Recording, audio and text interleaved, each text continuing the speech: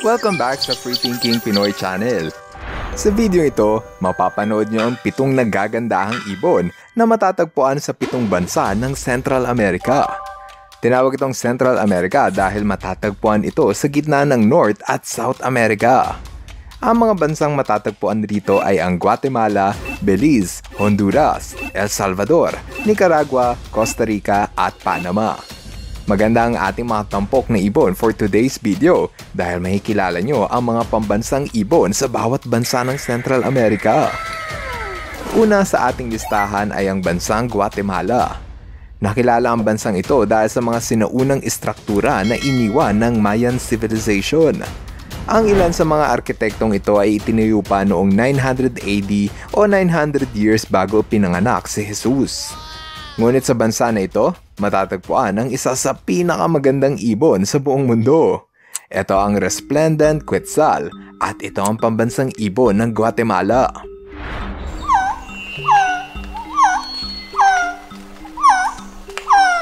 Ang Resplendent ay salitang Ingles na ang ibig sabihin ay maganda, habang ang Quetzal naman ay nanggaling sa wikang Aztec na nangangahulugang mahabang balahibo.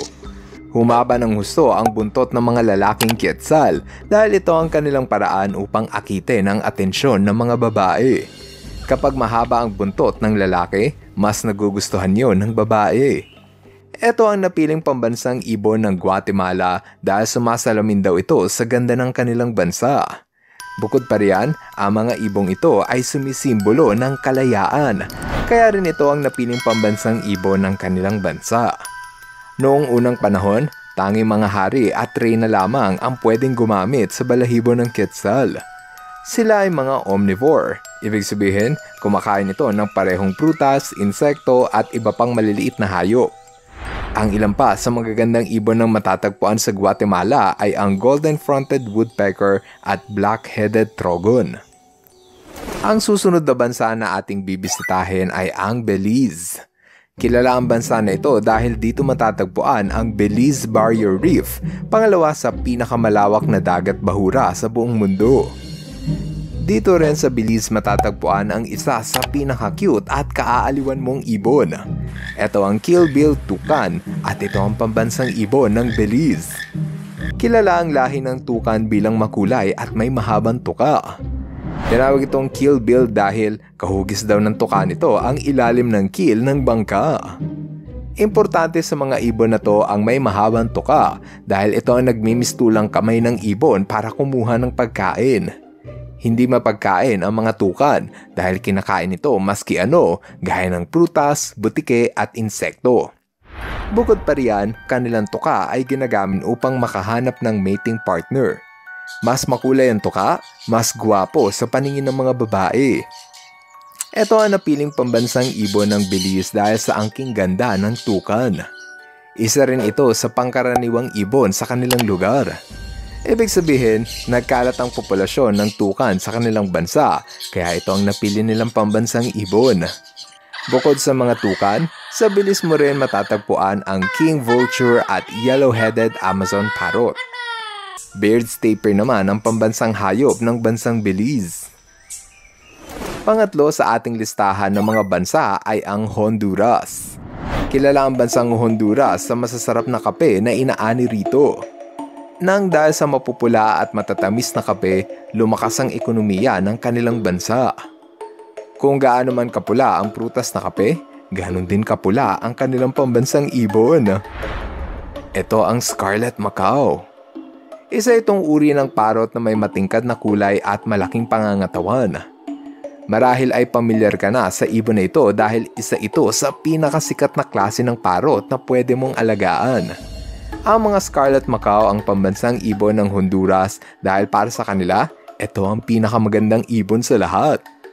Kumbaga kung gaano kaganda ang Scarlet Macaw ganun din kaganda ang kanilang bansa. Dito sa Pilipinas, naibibenta ng 300 hanggang 500,000 pesos kung nais mong mag-alaga nito. Ang ilan pa sa mga gandang Macaw ng Honduras ay ang Great Green at Blue and Yellow Macaw. Habang ang pambansang hayop naman ng kanilang bansa ay ang white-tailed deer. Next ay ang bansang El Salvador. Matatandaan na noong 2023 ginanap sa bansang ito ang Miss Universe kung saan nakapasok sa top 10 ang ating pambato na si Michelle D. Ang lugar kasing ito ay tahanan ng napakaraming babae na pwedeng ipanlaban sa Miss Universe. Ang mga tao sa El Salvador ay mahilig sa magaganda kaya hindi nakapagtataka kung bakit ito ang napili nilang pambansang ibon. Ito ang turquoise-browed motmot. Tinawag itong turquoise brown dahil ang kilay nito ay may kulay asul na balahibo. Tinawag din silang motmot dahil parang yun daw ang sinasabi nila.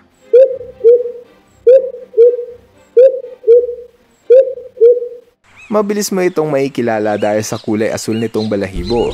Meron silang dalawang mahabang buntot na ginagamit nilang komunikasyon para makahanap ng mating partner. Ito ang napiling pambansang ibon ng El Salvador dahil sa kapanakita ng makulay at cute na ibon. May haba ito na 15 inches at may timbang na 70 grams. Ang mga ibon na ito ay carnivorous at paboritong kainin ng mga insekto, gagamba at palaka. Ang ilan pa sa mga gandang ibon ng El Salvador ay ang long-tailed manakin at great curassow. Number 5 sa ating listahan ay ang Nicaragua. Alam mo ba na ang pambansang ibon ng Nicaragua ay ang turquoise-browed motmot, pareho lang din sa El Salvador. Kung ako ang tatanungin, marami dyan ang pwedeng pumalit bilang pambansang ibon.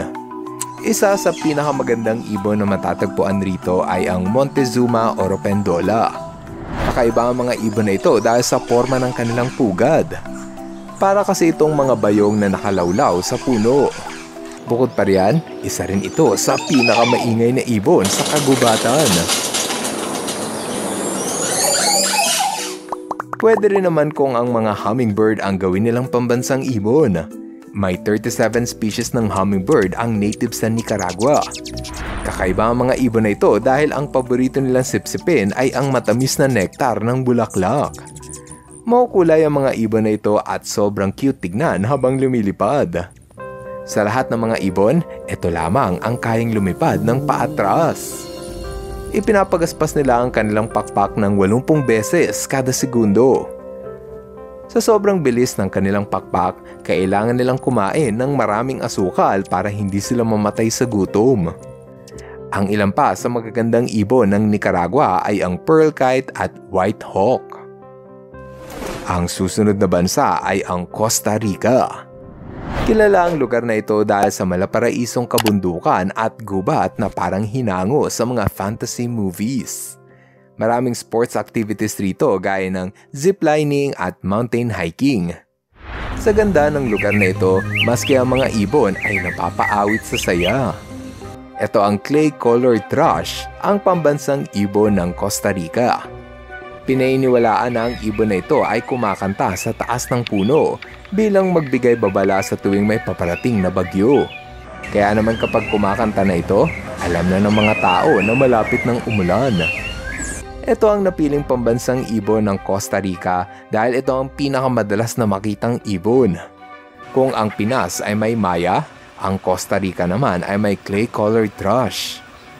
Ang isa pang dahilan kung bakit ito ang napiling pambansang ibon ay dahil sa simple at humble lang daw ang mga ibon na ito.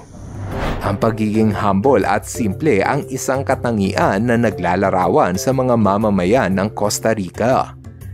Kung tutusin, napakarami pang ibang makukulay at magagarbong ibon sa kanilang bansa na pwede nilang gawing national bird. Nariyan ang crimson-colored tanager at black-cheeked woodpecker. Sa huli, mas pinili pa rin ng kanilang gobyerno ang simpleng itsura ng clay-colored thrush para maging pambansang ibon. Ang panghuli sa ating listahan ay ang Panama. Sikat ang lugar na ito dahil sa pinagmamalaking Panama Canal, isa sa pinaka-importanteng daungan sa buong mundo. Ito kasi ang kanal na nagduduksong sa pagitan ng Atlantic at Pacific Ocean. Mahalaga sa mundo ang bansang Panama dahil ito ang daanan ng mga barko galing sa magkabilang mundo. Kaya hindi na nakapagtataka kung piliin nila ang pinakamalakas at pinakamalaking agila para kumatawan bilang pambansang ibon. Ito ang Harpy Eagle. Mabilis mo itong maikilala dahil sa kulay itim nitong balahibo sa likuran at kulay puti nitong katawan sa ilalim ng tiyan hanggang sa binti. Kung minsan, pinapataas nito ang kanilang balahibo sa ulo. Ito ang napili nilang pambansang ibon dahil sinasalamin nito ang malakas na ekonomiya ng Panama. Tumitimbang ito ng 9 kilo at ang pakpak ay may lapad na aabot ng 7 talampakan. Kaya naman kinikilala rin ito bilang isa sa pinakamalaking agila sa buong mundo. Dahil sa sobrang laki ng harpy eagle, kaya nitong dumagit ng unggoy, islat at ng mga kambing. Kahit na ang agila ang kanilang pambansang ibon, ang mga Panamanian golden frog naman ang napili nilang pambansang hayop. Ilan pa sa mga gandang ibon ng Panama ay ang red-legged honeycreeper at yellow-crowned euphonia. Kung nag-enjoy ka sa ating kwentuhan, sana ipindutin nyo ang subscribe button para mas lalo pang lumakas ang ating YouTube channel. Ngayon, andito na tayo sa ating shoutout portion. Hello kina Marky Kael Riven at Almira Astillero. Hello rin kay John Christopher Galang. What's up kina Chantel at Shaidel Marzo. Shoutout kina Jam Jam at Adam Ventura. John Clyde at Clyde Zero. Joanne Chloe B. Nunez. At kay Reden Esplana. Maraming salamat sa inyong panonood. Now, see you guys on our next video. Bye-bye! Hello mga ka-FTP! Ako si Nomer at nagpapasalamat sa inyong panonood. Kung nagustuhan nyo ang video ito, subscribe na sa FTP channel. Don't forget to hit the subscribe button para updated ka sa mga bagong videos. Paalam!